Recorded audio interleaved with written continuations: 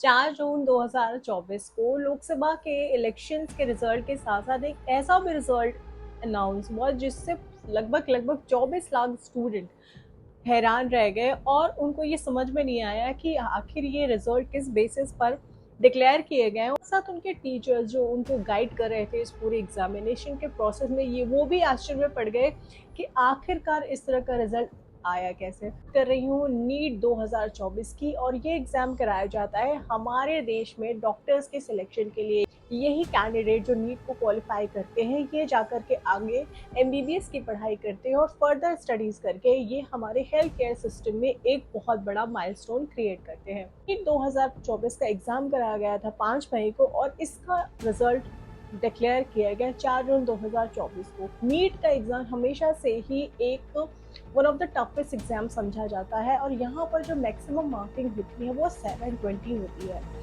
अब इंडिया में कुछ एग्जाम्स ऐसे हैं जो बहुत ज़्यादा ही प्रेस्टिजियस माने जाते हैं, जैसे अगर आईआईटी आईएम के एग्जाम्स ले लिए जाए, यूपीएससी के एग्जाम्स ले लिए जाए, या फिर किसी स्टेट सर्विसेज के एग्जाम्स ले लिए जाए, या फिर हम बात करें इस नीट की। ये एग्ज़ाम बहुत ही प्रेस्टिजियस होते हैं और बहुत ही ज़्यादा इंपॉर्टेंट पोजीशन को टच आउट करने के लिए या फिलअप करने के लिए ये एग्ज़ाम किए जाते हैं। अब नीट का एग्ज़ाम जब डिक्लेयर किया गया तो सब बहुत ही ज़्यादा आश्चर्य में पड़ गए, क्योंकि यहाँ पर 67 स्टूडेंट्स ऐसे थे जिन्होंने इस एग्ज़ाम में टॉप किया। यहाँ पर 67 स्टूडेंट्स ऐसे थे जिन्होंने 720 आउट ऑफ 720 स्कोर किया। सबसे पहली बात तो ये है कि यहाँ पर ये एग्ज़ाम इतना टफ होता है और इतना ज़्यादा कॉम्पिटिटिव होता है कि इस एग्ज़ाम में सबसे पहली बात तो फुल स्कोर करना नेक्स्ट टू इम्पॉसिबल होता है। और सारे जितने भी एग्जाम्स होते हैं इनमें माइनस मार्किंग हमेशा होती है। मतलब अगर आप कोई क्वेश्चन करोगे तो उस क्वेश्चन से एसोसिएटेड मार्क्स दिए जाएंगे, लेकिन अगर आपका कोई क्वेश्चन रॉन्ग हो जाता है तो आपके कुछ पर्टिकुलर मार्क्स भी डिडक्ट भी कर लिए जाते हैं। तो यहाँ पर फुल मार्क्स स्कोर करना काफ़ी चैलेंजिंग हो जाता है। चलो जस्ट इन केस अगर किसी ब्रिलियंट स्टूडेंट ने फुल मार्क्स स्कोर भी कर लिए, पर 67 स्टूडेंट का फुल मार्क्स स्कोर करना अपने आप में एक बहुत बड़े लूप होल को दिखाता है। क्यों? मेडिकल के बेस्ट कॉलेज की जो हर मेडिकल एग्जाम की तैयारी करने वाले स्टूडेंट का सपना होता है वो होता है एम्स में जाना। वहाँ पर ऑलमोस्ट 50 सीट्स ही अवेलेबल है। इसका मतलब है कि जो 67 बच्चों ने टॉप भी किया है वो बच्चे भी बेस्ट कॉलेज में नहीं जा पाएंगे। मतलब बेस्ट ब्रेन ऑफ इंडिया उस मेडिकल कॉलेज में नहीं पहुंच पाएगा। ऑफ स्कोरिंग फुल मार्क्स, मतलब 720 में से 720 नंबर लाने का क्या फायदा जब आप अपने ड्रीम कॉलेज में एडमिशन ही नहीं ले पाए। यहाँ पर ये भी देखने में आया है कि जब बच्चों ने अपने स्कोर कार्ड देखे, स्कोरिंग बहुत ही ज्यादा सस्पिशियस मिली। जब बच्चों ने अपने स्कोर कार्ड देखे तो वहां पर एक ऐसा नंबर उनके सामने आया जो कि प्रैक्टिकली पॉसिबल नहीं है।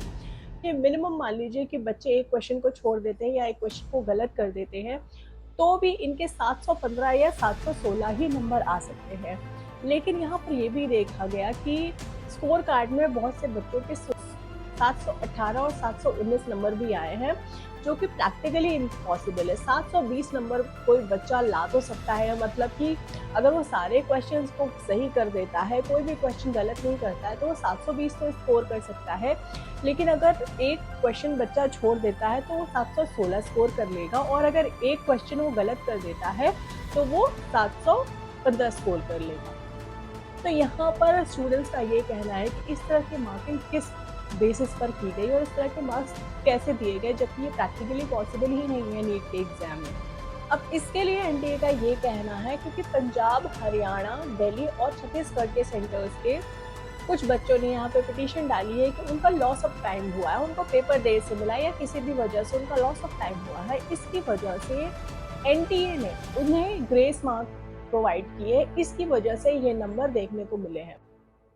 लेकिन सबसे बड़ी बात तो ये है कि कोई भी एग्जाम में अगर टाइम लॉस होता है जबकि वो कॉम्पिटिटिव एग्जाम है, तो जो अथॉरिटी है जो इस एग्जाम को कंडक्ट करा रही है, जैसे कि यहाँ पर एनटीए है, तो उस अथॉरिटी को या उसके एनटीए के एग्जाम के कोऑर्डिनेटर्स वहाँ बैठे रहते हैं, बड़े बड़े ऑफिसर्स वहाँ बैठे रहते हैं, ताकि उस सेंटर पर एग्जाम अच्छे से कंडक्ट कराया जा सके, तुरंत वहाँ पर कॉन्टैक्ट किया जा सकता है। तो क्या एनटीए के पास अपना कोई मैकेनिज्म नहीं था कि वो ये फाइंड आउट कर सके कि स्टूडेंट्स का टाइम लॉस हुआ है, और क्योंकि स्टूडेंट अपनी पूरी ज़िंदगी लगा करके, अपनी पूरी जान लगा करके साल भर एग्ज़ाम की तैयारी करता है मिनिमम।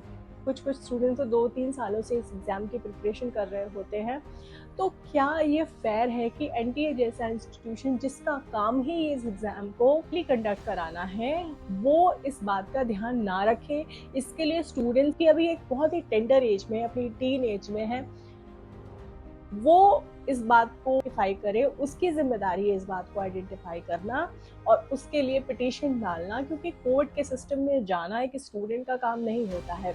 अगर आप एक एग्जामिनेशन कंडक्टिंग अथॉरिटी है, तो ये आपका काम है इस बात का ध्यान रखना ऐसे स्टूडेंट्स के लिए किसी भी तरह का टाइम लॉस ना हो, या फिर किसी भी तरह की डिस्क्रिपेंसी ना देखी जाए एग्जाम में, और वो स्टूडेंट फेयरली उस एग्जाम में पार्टिसिपेट कर सके। उन स्टूडेंट्स का क्या, उन सेंटर्स के स्टूडेंट का क्या जिन्होंने अपनी पिटीशन कोर्ट में नहीं डाली और सचमुच में उनका भी टाइम लॉस हुआ हो? उन स्टूडेंट्स के साथ तो अच्छा खासा इनजस्टिस हो गया, उनकी तो मेहनत पे ही पानी फिर गया। तो यहाँ पर एनटीए का अपना कोई मैकेनिज्म नहीं था, और जिसमें एनटीए बिल्कुल ही फेल रहा। उसके बाद एनटीए ने अपने जवाब में ग्रेस मार्क्स को डिफाइन करते हुए ये भी कहा है कि यहाँ पर स्टूडेंट्स को -20 से लेकर के 720 तक मार्क्स उनके वेरी करेंगे उनको ग्रेस मार्क्स देने के बाद। तो क्या क्राइटेरिया है ग्रेस मार्क देने का? सबसे पहली बात तो है, किसी भी कॉम्पिटिटिव एग्जाम में ग्रेस मार्क देने का कोई प्रोविजन ही नहीं होना चाहिए। ये किसी भी तरह का स्कूल का या दूसरी क्लास में जाने का एग्जाम नहीं है।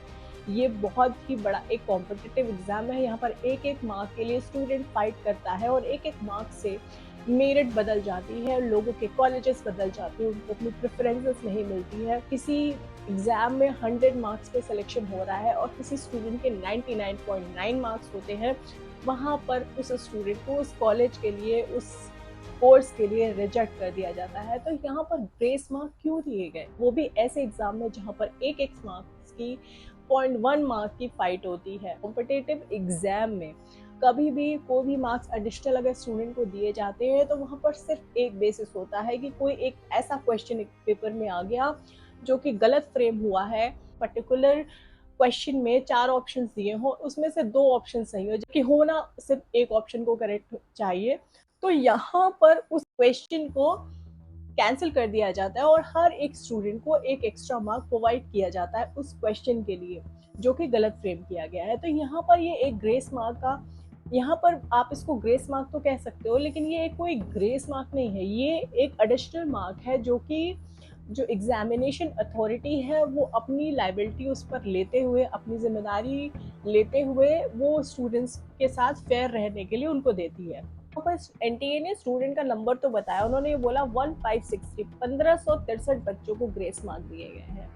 ये कोई जोक नहीं चल रहा है, ये यहाँ पर डॉक्टर्स के सिलेक्शन का एग्जाम चल रहा है, जहाँ पर एक एक बच्चा एक एक नंबर के लिए फाइट कर रहा है, अपनी पूरी जिंदगी, अपनी पूरा जी जान लगा रहा है, उसके पेरेंट्स इन्वॉल्व है, उनके टीचर्स इन्वॉल्व है। ये कोई जोक नहीं चल रहा है कि जहाँ पर आपने 1563 बच्चों को और इन 4-5 सेंटर्स को जिन्होंने पिटीशन फाइल की है, आपने ग्रेस मार्क दे दिए। यहाँ पर ये भी नहीं बताया गया कि कितने ग्रेस मार्क दिए गए, सिर्फ इतना कह दिया है कि -20 से 720 तक के नंबर वेरी करेंगे अगर जिनको ग्रेस मार्क दिए गए हैं। तो अब यहाँ पर किस उस स्टूडेंट को कितने मार्क्स दिए गए जिनको ग्रेस मार्क देने के बाद स्कोर -20 हो गया। कुछ स्टूडेंट जिन्होंने अपनी एग्जामिनेशन, अब एग्जाम के बाद जब अपनी आंसर शीट को टैली किया, तब यहाँ पर उन्होंने ये पाया कि 640 मार्क्स उनके इन टोटल आ रहे थे, लेकिन जब फाइनल रिजल्ट आया वहाँ पर उन्होंने 720 मार्क्स स्कोर किए गए। तो यहाँ पर कितना टाइम लॉस हो गया कि 40 नंबर का ग्रेस दे दिया गया, जहाँ एक एक मार्क की 0.1 मार्क की फाइट है।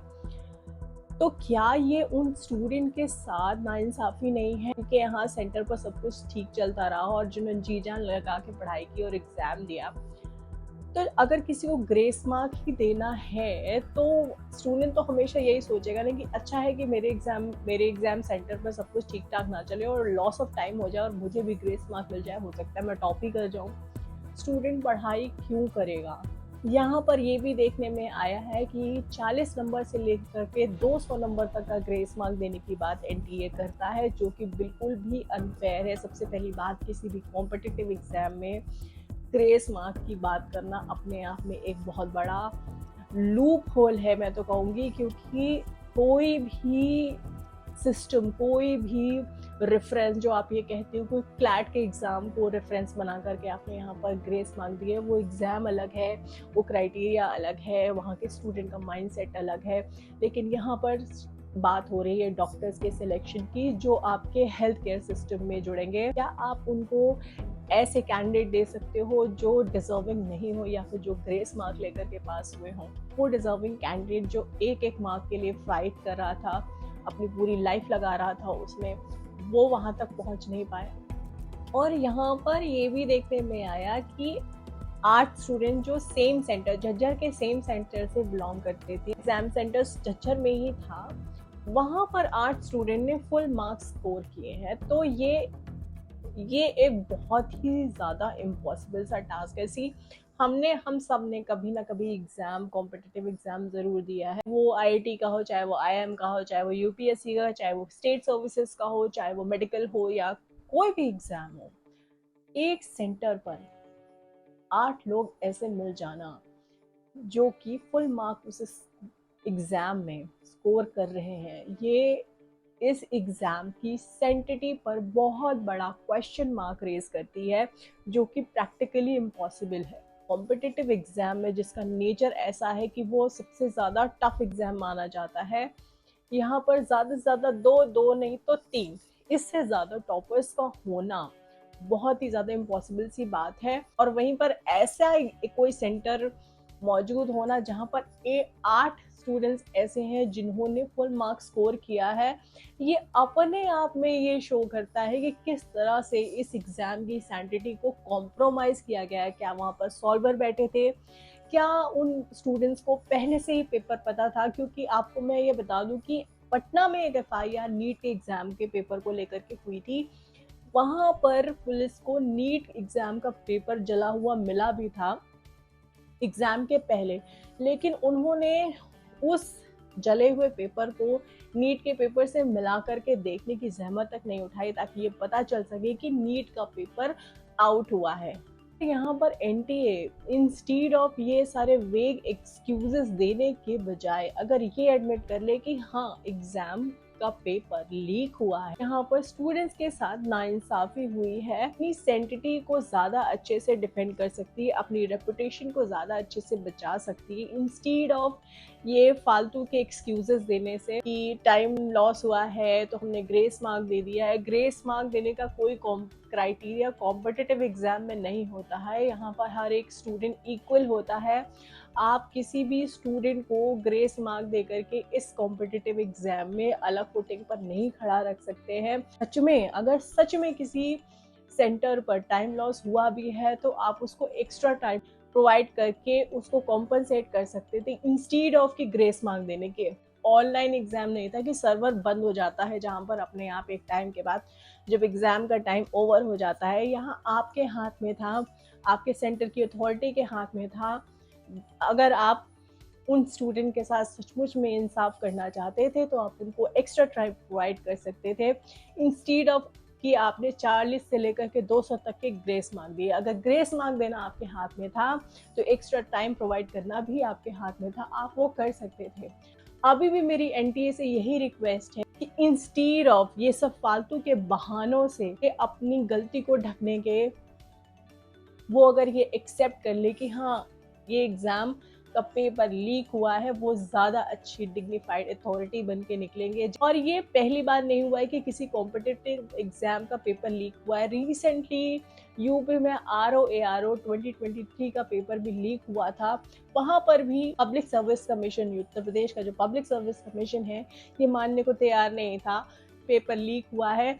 लेकिन जब स्टूडेंट ने अपने पॉइंट को नहीं छोड़ा और वो लगातार धरने पर बैठे रहे और कमीशन पर हमेशा प्रेशर डालते रहे, तो आखिरकार के सीएम योगी आदित्यनाथ ने उस एग्जाम को कैंसिल कर दिया और एग्जामिनेशन 6 महीने के अंदर अंदर कराने की बात की। ये एग्जाम अब किसी भी तरह से बचाया नहीं जा सकता है, किसी भी तरह का इसमें आर्ग्यूमेंट नहीं दिया जा सकता है। जिस तरह के चीज़ें सामने निकल कर आ रहे हैं। यहाँ पर सिर्फ एक ही सॉल्यूशन है जो हर एक स्टूडेंट को, जो एक टेंडर एज का स्टूडेंट होता है, जिसको अपने देश के सिस्टम पे भरोसा होता है, उसे ये भरोसा होता है कि जिस एग्ज़ाम को मैं देने जा रहा हूँ या जा रही हूँ, इस एग्ज़ाम को क्वालिफाई करके मैं पूरी मेहनत से अगर पढ़ाई करूँगी तो इस एग्ज़ाम को क्वालिफाई करके मैं डॉक्टर या इंजीनियर या कुछ भी बन पाऊंगी, चाहे वो कोई भी एग्ज़ाम हो। देश के इंस्टीट्यूशन से विश्वास उठाइए मत, प्लीज़ और प्लीज़। एनटीए से सिर्फ और सिर्फ इतनी ही गुजारिश है कि उन स्टूडेंट्स के साथ इंसाफ किया जाए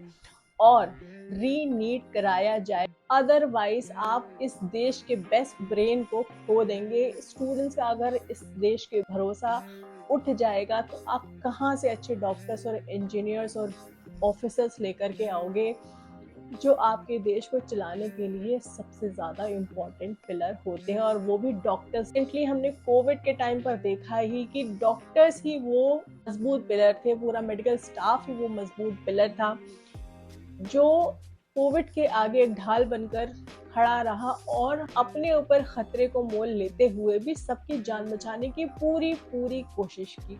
तो आप उन डॉक्टर्स के साथ नाइंसाफी नहीं कर सकते, और हमारे साथ भी आप नाइंसाफी नहीं कर सकते, क्योंकि हम सभी कभी ना कभी तो डॉक्टर्स को फेस करते ही हैं। उस हेल्थ केयर सिस्टम पर डिपेंडेंट है जिस हेल्थ केयर सिस्टम का बेसिस आप हो। हम सभी उस हेल्थ केयर सिस्टम पर डिपेंडेंट हैं जो आपके इस एग्जामिनेशन प्रोसेस के थ्रू चुन करके सामने आते हैं। हम अपनी लाइफ उनके हाथों में देते हैं इस भरोसे के साथ कि वो हमारी हेल्थ केयर डिसीजन लेने के लिए बेस्ट पर्सन है। तो आप उनके साथ नाइंसाफी नहीं कर सकते हो, आपको री नीट कराना ही होगा और हमेशा ये अश्योर करना होगा कि स्टूडेंट्स के साथ वो नाइंसाफी ना हो जो इस बार नीट में देखने को मिली।